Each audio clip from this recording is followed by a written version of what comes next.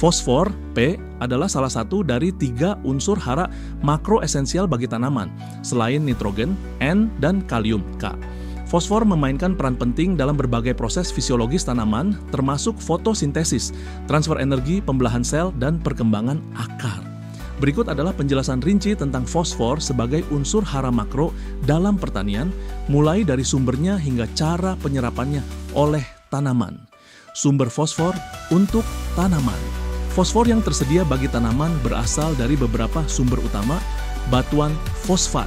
Sumber utama fosfor di alam adalah batuan fosfat seperti apatit, Ca5PO43OH, FCl. Batuan fosfat mengandung fosfor dalam bentuk mineral fosfat anorganik. Melalui proses pelapukan, weathering, fosfor dilepaskan dari batuan dalam bentuk ion fosfat, PO43-. Pupuk fosfat. Pupuk fosfat adalah sumber fosfor yang paling umum digunakan dalam pertanian modern. Pupuk fosfat dibuat dengan menambang batuan fosfat dan mengolahnya menjadi bentuk yang lebih mudah larut, seperti superfosfat tunggal, SSP. Mengandung 16-20% P2O5. Superfosfat ganda, DSP, mengandung 35-40% P2O5. Triple superfosfat, TSP, mengandung 44-48% P2O5. Diamonium fosfat, DAP, mengandung 46% P2O5 dan 18% nitrogen. Pupuk fosfat ini dirancang agar lebih mudah larut dalam air sehingga dapat diserap oleh tanaman. Bahan organik.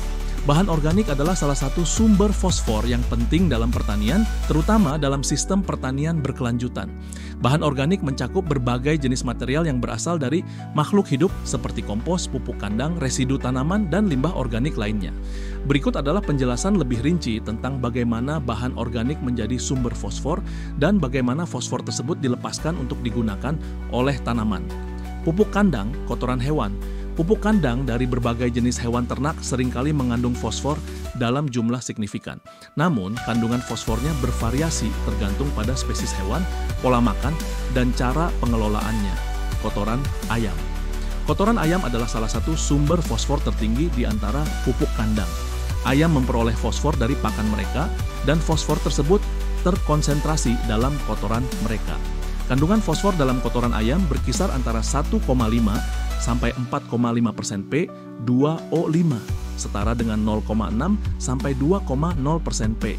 Selain itu, kotoran ayam juga kaya akan nitrogen, N, dan kalium, K, sehingga merupakan pupuk lengkap. Kotoran sapi. Kotoran sapi memiliki kandungan fosfor lebih rendah dibandingkan kotoran ayam, tetapi masih cukup signifikan. Kandungan fosfor dalam kotoran sapi biasanya sekitar 0,5 sampai 1,5% P2O5, setara dengan 0,2 sampai 0,7% P. Kotoran kambing, domba. Kotoran kambing atau domba juga mengandung fosfor meskipun sedikit lebih rendah daripada kotoran ayam.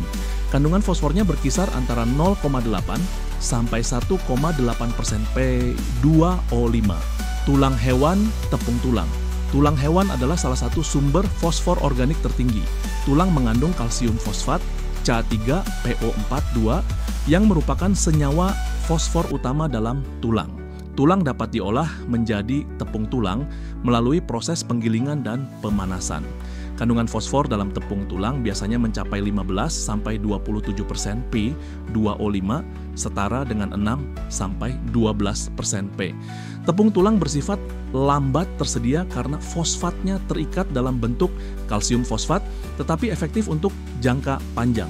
Kompos dari limbah organik tertentu. Kompos yang dibuat dari bahan organik tertentu dapat memiliki kandungan fosfor tinggi tergantung pada bahan dasarnya.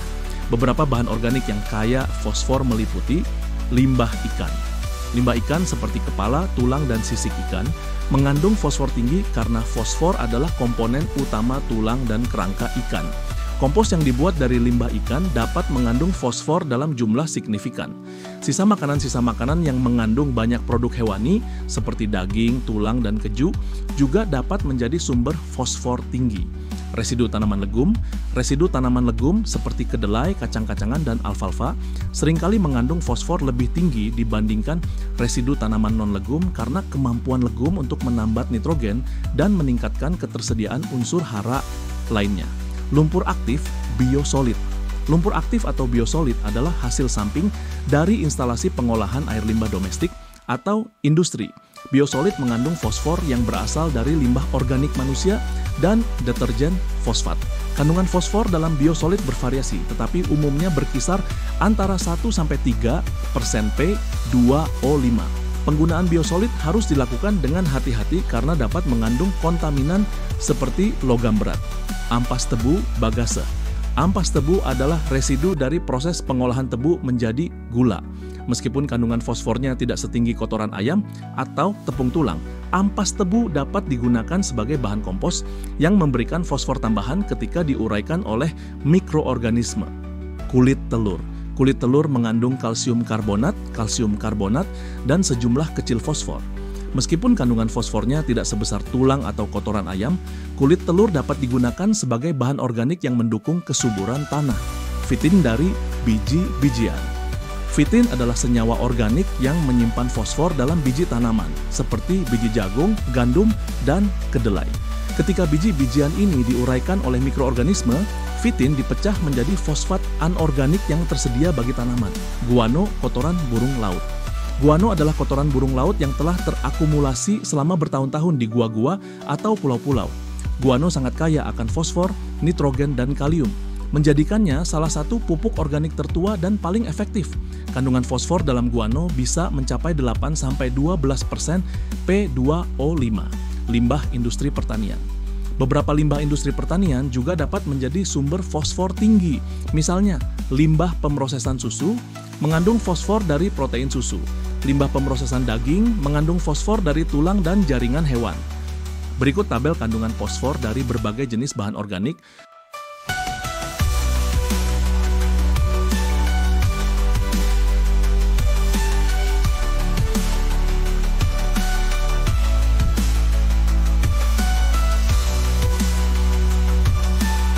Proses dekomposisi bahan organik. Proses dekomposisi adalah tahapan utama yang memungkinkan fosfor dalam bahan organik dilepaskan dan tersedia bagi tanaman. Berikut adalah mekanismenya, peran mikroorganisme. Pengurai mikroorganisme pengurai seperti bakteri, jamur, dan actinomycet memainkan peran kunci dalam memecah bahan organik. Mereka menghasilkan enzim yang dapat mendegradasi senyawa organik kompleks seperti protein, karbohidrat, dan lipid menjadi senyawa sederhana. Selama proses ini, fosfor organik yang terikat dalam molekul organik diubah menjadi fosfat anorganik PO43-. Transformasi fosfor organik menjadi fosfat anorganik. Fosfor dalam bahan organik biasanya terdapat dalam bentuk organik seperti fosfolipid, komponen membran sel, nukleotida, komponen DNA dan RNA. Fitin, senyawa penyimpan fosfor dalam biji tanaman. Mikroorganisme menggunakan enzim seperti fosfatase untuk memecah ikatan kimia dalam senyawa organik ini, melepaskan fosfat anorganik PO43-. Pengaruh lingkungan pada dekomposisi. Kelembaban, dekomposisi optimal pada kondisi lembab karena mikroorganisme membutuhkan air untuk aktivitas metabolisme. Suhu hangat 25-35 derajat Celcius mempercepat aktivitas mikroorganisme. Oksigen. Mikroorganisme aerobik membutuhkan oksigen untuk mendegradasi bahan organik secara efisien. pH tanah, pH netral hingga sedikit asam 6,0-7,0 mendukung aktivitas mikroorganisme pengurai. Pelepasan fosfat ke tanah. Setelah fosfor dilepaskan dari bahan organik, ia masuk ke dalam tanah dalam bentuk fosfat anorganik PO43-. Namun fosfat ini tidak selalu langsung tersedia bagi tanaman karena beberapa faktor adsorpsi oleh partikel tanah. Fosfat yang dilepaskan dapat teradsorpsi, terikat oleh partikel tanah seperti mineral liat, oksida besi, dan aluminium.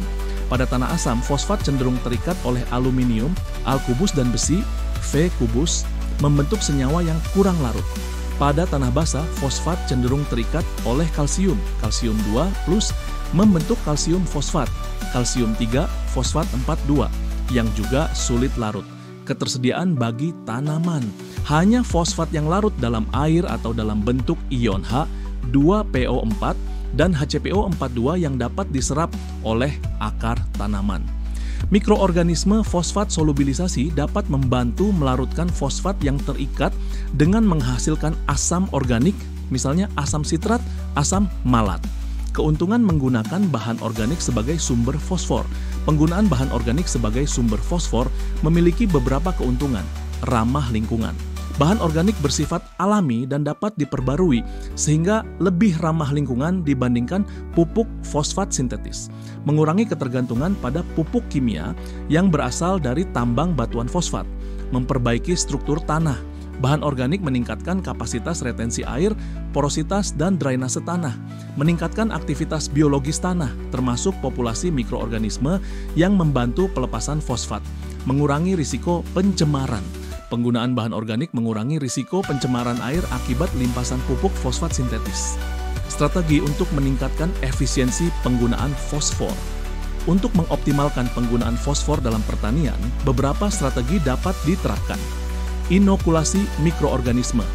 Fosfat solubilisasi mikroorganisme seperti Pseudomonas, Bacillus, dan Aspergillus membantu melarutkan fosfat terikat dalam tanah. Pengelolaan pH tanah. Menjaga pH tanah pada kisaran optimal 6,0 sampai 7,0 untuk meningkatkan ketersediaan fosfat. Rotasi tanaman. Menanam tanaman legum yang dapat meningkatkan kandungan fosfor dalam tanah melalui simbiosis dengan bakteri Rhizobium. Penggunaan teknologi pelapisan fosfat. Teknologi pelapisan fosfat memperlambat pelepasan fosfor, mengurangi risiko kehilangan fosfor akibat pencucian atau fiksasi oleh tanah. Fosfor adalah unsur hara makro penting yang dilepaskan dari batuan fosfat, diubah menjadi fosfat larut, dan diserap oleh tanaman melalui akar. Ketersediaan fosfor dipengaruhi oleh pH tanah, jenis tanah, dan aktivitas mikroorganisme. Untuk meningkatkan efisiensi penggunaan fosfor, petani perlu menerapkan strategi pengelolaan tanah dan pemupukan yang tepat.